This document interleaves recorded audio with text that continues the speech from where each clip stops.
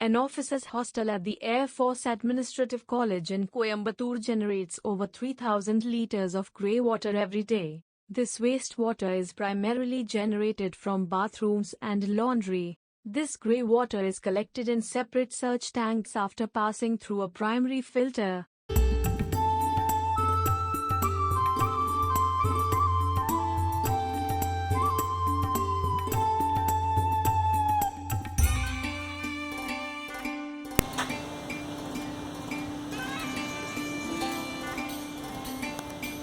Filtered water from all three surge tanks then passes through a compact chemical chamber and a secondary filter before collecting in the main storage tank.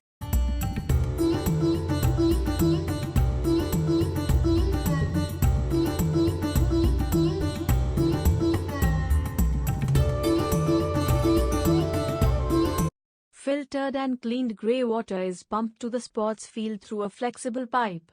The pump operation is controlled by level sensors.